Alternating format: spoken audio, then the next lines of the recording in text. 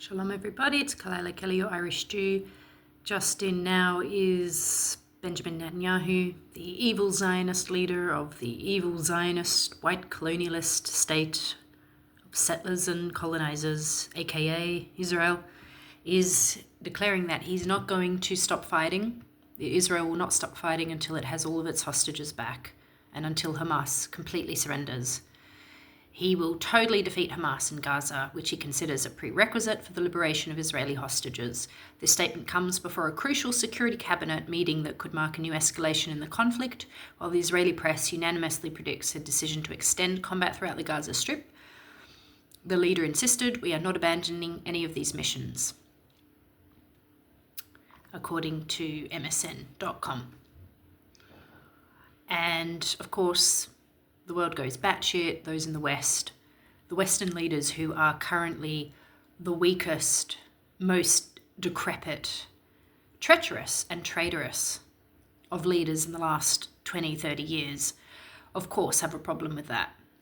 Mr. Starmer of Britain, who has effectively launched and enabled a two-tier policing state in the UK, where you get over a year in jail for some tweets and less than that for assaulting girls on the streets. You have the United Kingdom, which is, I think, on the brink of civil war, civil unrest. As part of their tradition, there's always like a weak king, hi Charles, or there is an evil and treacherous leader.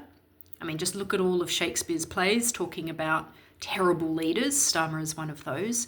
So this idea that leaders can betray their own people, I think, is very British and historically very British, and it's happening now. Starmer is betraying his people. He is utterly inept, just a horrible, horrible human being. Macron, still there. Gosh, he just won't go away. How's France going? Not great. How's Paris? Ooh, does it look like Paris anymore? Don't think so. Europe's going down a shithole because of shitty leaders. And so they can't grasp the steel and the balls it might take a leader like Netanyahu, who doesn't really have any other choice.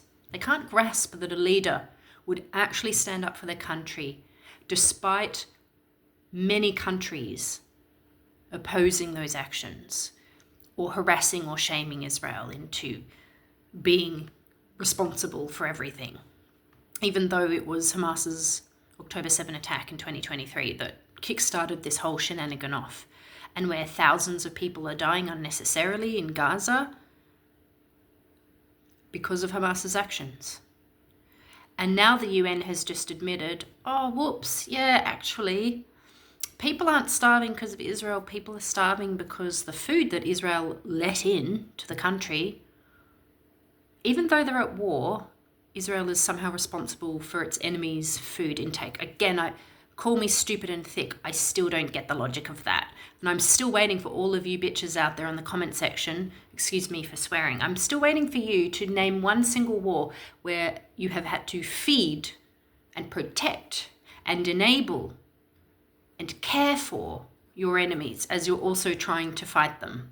It doesn't make any sense, but that's the logic that's being applied to Israel as the world gets its microscope out and looks at every single action Israel does in minute detail, ignoring their own faults and incredible hypocrisy. It's sickening. Anyway, the West is banging on about that. And surprise, surprise, the UN, which is essentially in the arms of Hamas at this stage, the UN is like, oh, whoops, actually, yeah, nah, like at least maybe 80 to 90% of all the aid coming in hasn't been going to people. Oops, not because of Israel. Started off because of Hamas, but they're now hiding in the tunnels like fat pigs, which is what they are, and showing it off too, quite happily, proudly showing off, you know, how chubby they are while their people are upstairs suffering. First, it was Hamas stealing all the food because Hamas was in control. Now Hamas is hunkering down and hiding. And so then other armed civilians have risen up, and other armed groups who hate Hamas or who want to compete for power with Hamas. They then rose up, and you see the videos, them looting and taking the food, and they've got their little guns and their, balaclavas, and they're driving pummeling through the community. It's absolute mayhem. And again, the world could be putting pressure on Hamas to release the hostages, to end this, to surrender. And they won't, and they don't. And the world doesn't give a shit because it never looks at the people who instigated this fight in Gaza, in Israel. They just blame this man here